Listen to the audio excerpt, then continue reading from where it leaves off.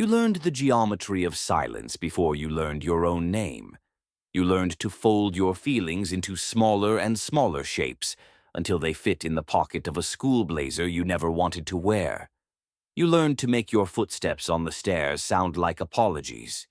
You were there, in the room, in the car, in the photo, but you were between the arguments, between the needs of a parent who was too full of their own pain, between the expectations that had nothing to do with you. You became an emotional satellite, orbiting the atmosphere of other people's lives, transmitting a signal no one was tuned to receive. Here is the silent, brutal paradox. The very act of making yourself invisible kept you safe. It was your genius, your survival. It stopped the yelling. It prevented the sigh of annoyance. It made you manageable. But that same brilliant, life-saving trigger is now the quiet force that dissolves your life from the inside out. The ghost you became to survive now haunts only you. This is not a story about being forgotten. This is the dark truth of the child who was seen, but never witnessed, who was present, but never claimed. Welcome to the psychology of the invisible child. This is a specific wound. It is not mere loneliness. It is a foundational relational trauma. It wires the nervous system for a specific kind of threat, the threat of your own needs. First, the neglected self schema. A schema is a deep, pervasive life pattern.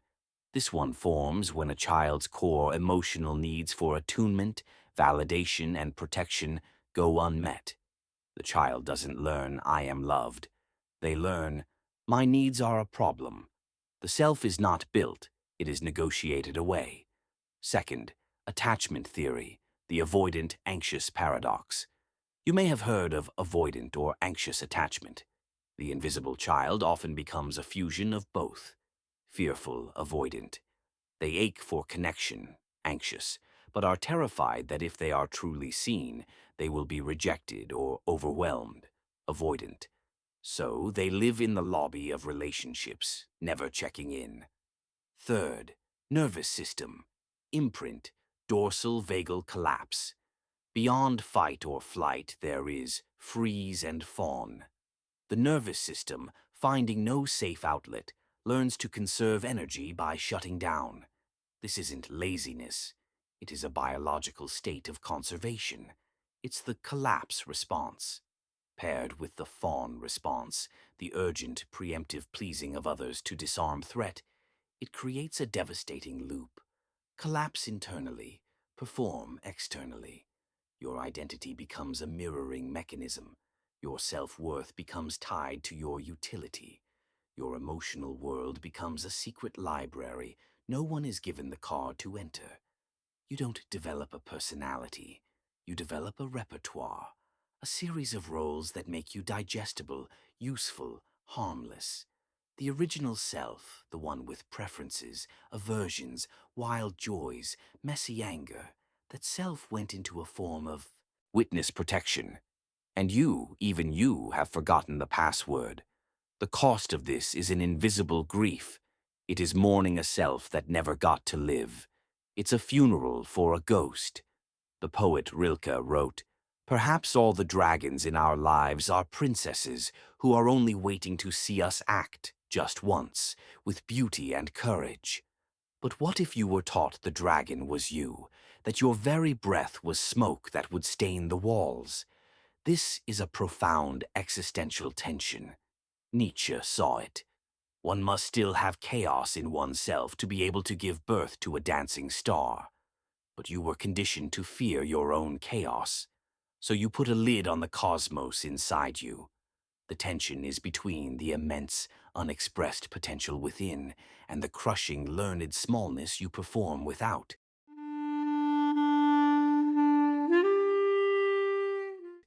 You are exhausted, not from doing, but from not being, from the constant emotional translation, from filtering every impulse, every desire, through the question, is this okay? Will this be too much? Does this fit? The Stoic Seneca said, "We suffer more often in imagination than in reality." But your suffering is in the negation of imagination. It is the suffering of the unwritten poem, the unpainted canvas, the love unspoken, the boundary undrawn. You carry the weight of your own absence. This is how the ghost grows up. You might be described as low maintenance or so easygoing, while inside you are a symphony of unmet needs. Have a psychic allergic reaction to conflict, navigating away from it like a ship from an iceberg, even if it means steering yourself onto the rocks. Feel a deep, unsettling fraudulence when receiving praise or love. A voice whispers, if they really knew, though you're not sure what they would know. Be the eternal therapist friend, the rock for everyone, yet have no one who knows the first real thing about your inner weather. Dissociate in plain sight. You can be in a conversation, a meeting, a lover's arms, and a part of you is watching from the ceiling, commenting on the performance. Struggle with selfish as a nuclear label. The mere idea of putting yourself first feels like a moral failure, a violent act. Attract partners who are emotionally hungry, distant, or chaotic.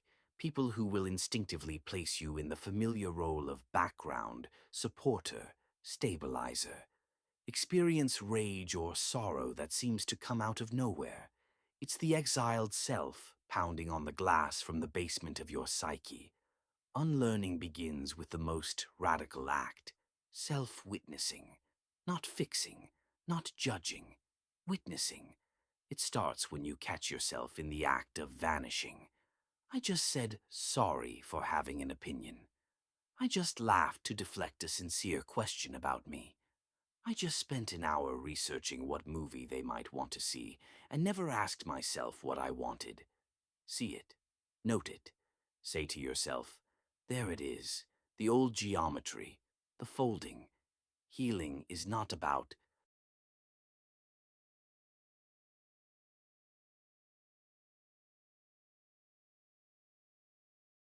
becoming visible to the world. It is about becoming visible to yourself. It is a gentle, fierce reparenting of that ghost child. Step 1. Nervous system archaeology. You must speak the language of the body, which holds the memory the mind repressed. Grounding. Feel your feet on the floor. Name 5 things you see. This isn't childish, it's neurobiological. It tells your dorsal vagal system, you are here, you are safe enough to occupy space. Step 2. Boundary as Genesis. A boundary is not a wall. It is the drawing of your own outline. It is saying, here I begin. Start microscopic. No, I don't want that second cup of coffee. I need to sit alone for 10 minutes. Each time you are chiseling your form out of the negative space. Step 3. Dialoguing with the exile. This is shadow work. Sit in quiet. Imagine that child, not as a memory but as a living presence within. Ask, what do you need from me right now? The answer won't come in words. It might be a color, a sensation, a forgotten song. The need might be to be angry, to be still, to be messy. Your job as the adult is not to scold or fix the child. It is to say with every fiber of your being, I see you. You are not too much. Your needs are not a crime. I am here, and I am not leaving. You will learn that visibility is a risk. You will feel nauseous with it. You will want to retreat. Do it anyway, in whispers, in small, defiant acts of self-claiming. Healing is the slow, imperfect, breathtaking process of moving from being a reflection of others' needs to being the source of your own life. It began not with a bang, but with a series of quiet erasures. The time you fell and scraped your knee, and the tears were met with, you're fine, stop making a fuss, before the blood was even wiped. The drawing you brought home, held up with hopeful, shaking hands, only to be placed on the fridge without a glance, was buried under grocery lists and bills. You learned that your pain was an overreaction, your joy an interruption, your very presence a logistical detail to be managed, not a miracle to be celebrated. Your inner world became a vault, and you were both the precious artifact locked inside and the only one who lost the key. You became an expert in the climate of rooms. You could sense a shift in barometric pressure before the storm of a parent's mood hit. You learned to read the minute tightening around a mouth, the slight strain in a voice, the way a newspaper was folded just a bit too sharply. This hypervigilance wasn't paranoia, it was data collection. It was the essential intelligence you needed to navigate the emotional minefield of your home. You became a psychic meteorologist, predicting storms so you could make yourself small enough to avoid the lightning. The tragedy is that this exquisite sensitivity, this radar for the unspoken needs of others, became the very lens through which you lost sight of yourself. You could diagnose the pain in a stranger's eyes, but had no vocabulary for the hollow ache in your own chest. You became a sanctuary for others, but a stranger in your own skin. And then came the loneliness that is not solitude. Solitude can be rich, fertile, chosen. This was an isolation that felt like a vacuum. It was the loneliness of being in a crowd and feeling like a pane of glass. People looked through you to see what was behind you. It was the loneliness of speaking and hearing your own voice echo back, as if your words had no surface to land on. You learned to people-please not out of kindness, but out of a desperate existential barter. If I make myself essential to your comfort, perhaps you will allow me to exist near you. If I can anticipate your need before you feel it, perhaps you will not feel the burden of mine. Your relationships became transactions of emotional labor where you were always in debt. You gave ounces of your soul and called it generosity, while feeling like a thief for accepting a single grain of sand in return. This pattern cemented a core belief. My love is an act of service. My worth is a function of my usefulness.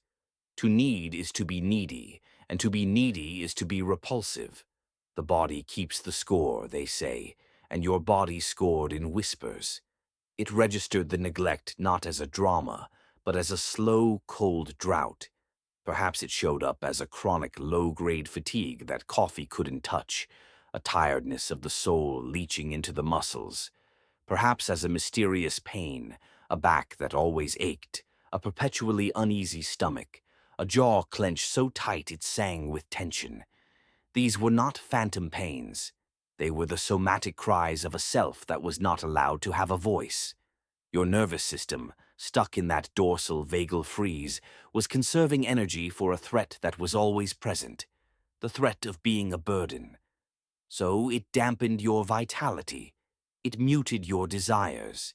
It made your physical presence feel faint, like a radio signal fading in and out.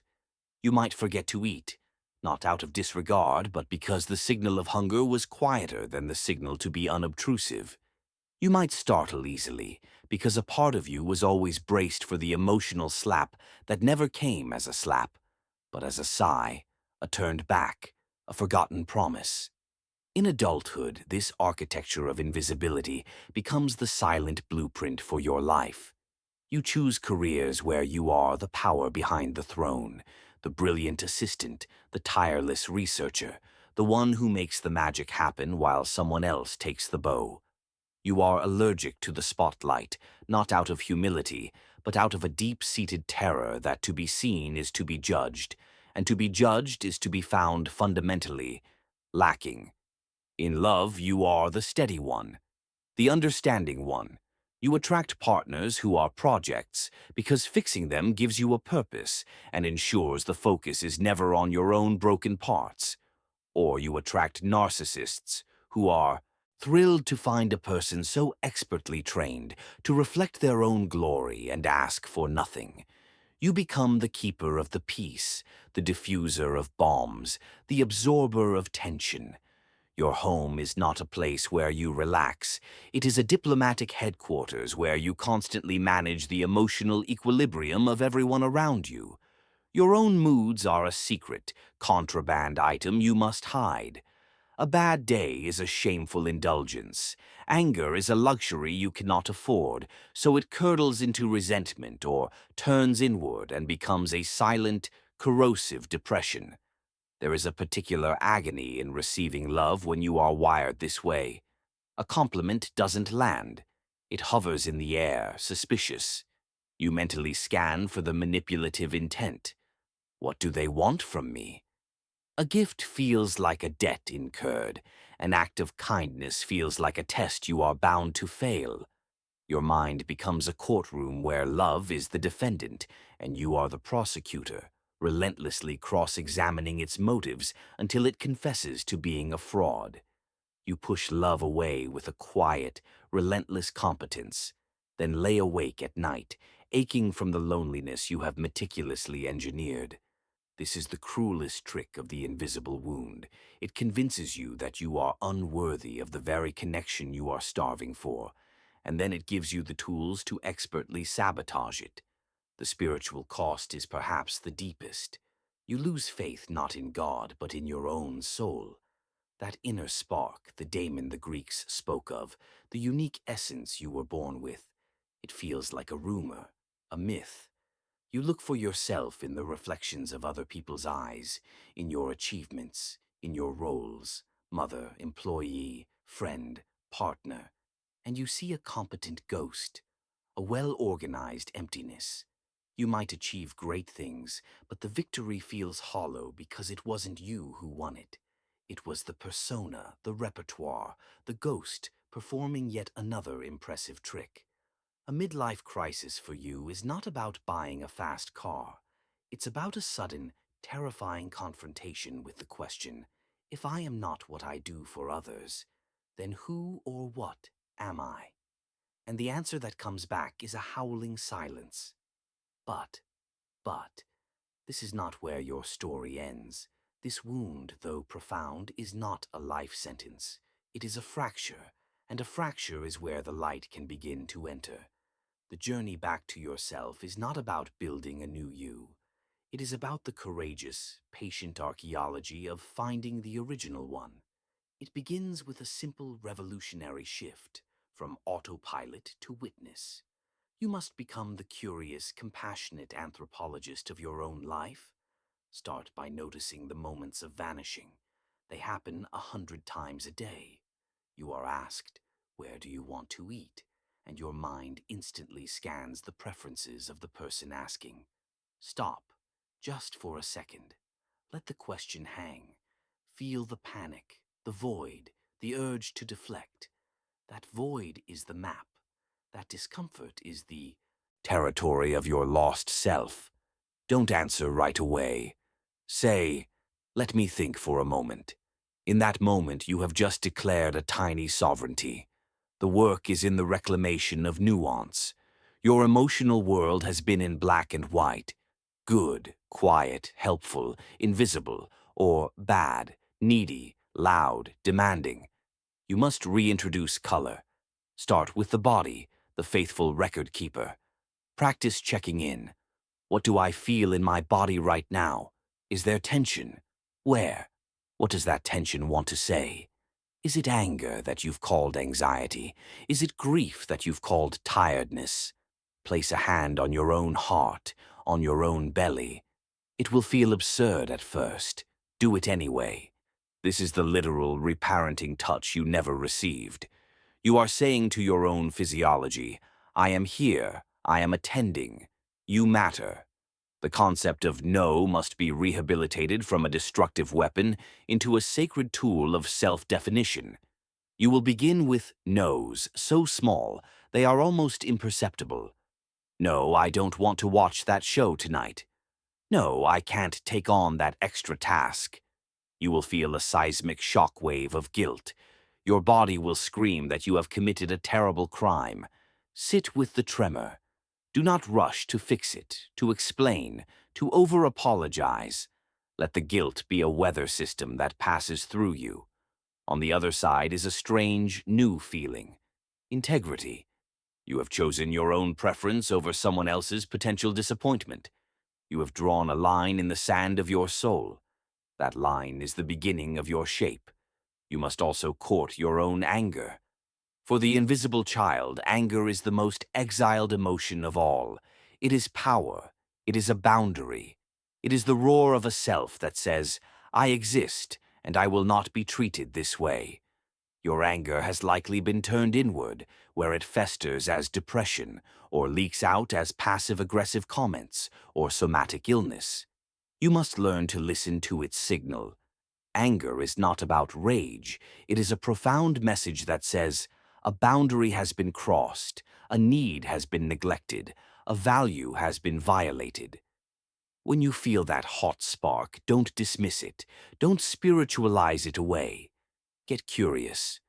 What is this anger protecting? What does it want? Perhaps it wants you to speak up in a meeting. Perhaps it wants you to leave a draining relationship. Perhaps it just wants you to acknowledge that you are tired of carrying everyone's emotional baggage. Your anger is not your enemy. It is the loyal guard dog of your soul, barking at the gate to warn you of encroachment. This path will be lonely at times. You will outgrow relationships that were built on the old contract of your invisibility. Some people will not like this new, textured, dimensional you. They will mourn the convenient ghost. Let them mourn. Your mission is no longer to manage the comfort of others at the expense of your own existence. Your mission is to become solid, to become real, to become someone instead of something.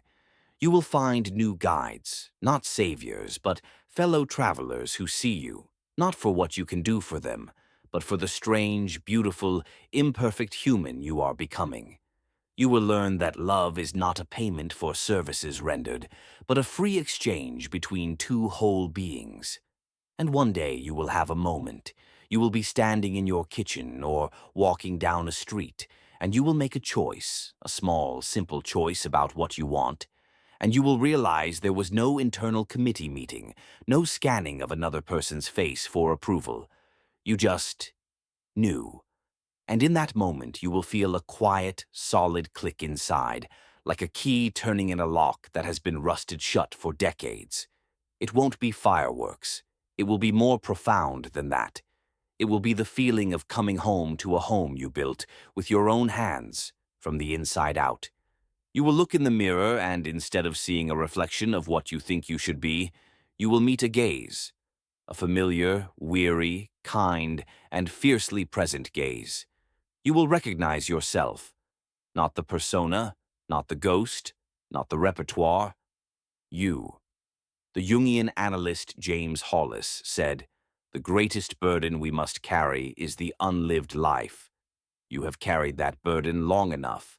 Its weight has shaped you, but it does not define you. You can put it down, not with a crash that shakes the room, but with a slow, deliberate, tender release. You can begin to live the life that waited for you all along, the one that existed in the quiet space between the expectations, in the unspoken words, in the folded feelings. That life is not out there. It is in here. It always was. The goal was never to fix the broken child. It was to finally, after all these years, meet the whole one who was waiting in the wings. To look that child in the eye and say, without a shred of doubt, I see you, and I am so glad you are here. The curtain is rising. It is time to step into your own light.